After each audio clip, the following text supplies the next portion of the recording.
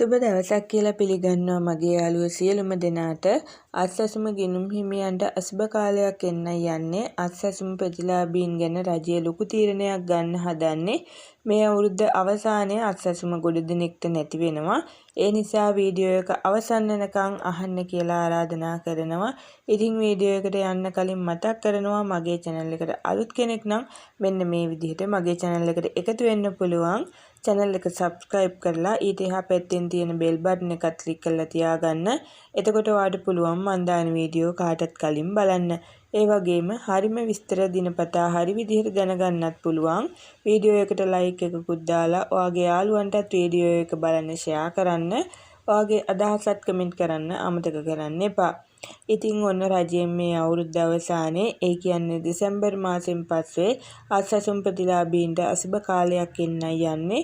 මම එහෙම කිව්වේ මොකද කියලා ඔයාලා බලනවා ඇති. මේකයි යාළුවනේ රජයෙන් කියන විදිහට මේ අත්සැසුම ලංකාව පුරාම ඉන්න දුප්පත් අයටයි මේ සහන ආධාරය බෙදලා දුන්නේ. ඉතින් යාළුවනේ මේ රජය විසින් මේ අත්සැසුම ගිණුම් හිමියන් ගැන ගොඩක් සෙවිල්ලෙන් ඉන්නේ. ඉතින් මේ අත්සැසුම ලබන ගොඩක් පවුල් වලට මේ අත්සැසුම වැදගත් නැති බවයි රජය සඳහන් කරන්නේ.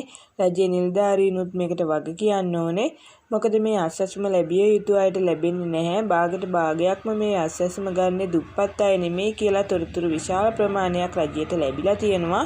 මේ වෙනකොට අත්සැසුම ලබාගත් ගොඩ දෙනෙක්ට විරෝධතා ඉදිරිපත් වෙලා තියෙනවා. ඒ අය සම්බන්ධව සොයා බලනකොට ඒ අයගේ පවුල් වලට අත්සැසුම දෙන්න බෑ.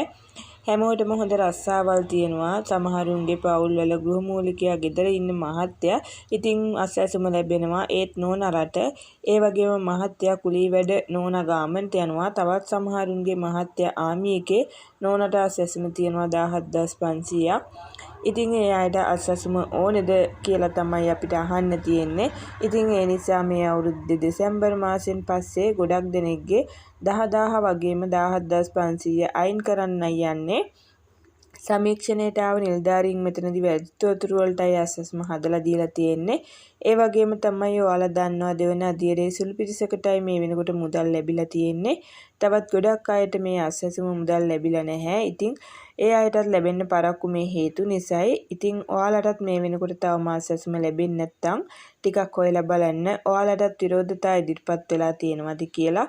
මොකද එහෙම හොයලා බලන්න නැතුව හිටියොත් ඔයාටත් අත්සැසුම ලැබෙන එකක් නැහැ. ඔයා ලැබෙන්න අවශ්‍ය කෙනෙක් වෙලා තියෙනවා නම් ඉතින් මේ විස්තරේ ඔයාලට වටිනවා වගේම ඔයාලගේ අත්සැසුම ගන්න යාළුවන්ටත් වටිනවා නම් මේ වීඩියෝ එක ෂෙයා කරන්න.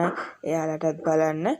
ඒ වගේම වීඩියෝ එකකට ලයික් එකකුත් දාලා ඔයාගේ අදහසත් කමෙන්ට් කරන්න අමතක කරන්න එපා. එහෙනම් ගිහින් එන්නම් හැමෝටම සුබ දවසක් කියලා ප්‍රාර්ථනා කරනවා.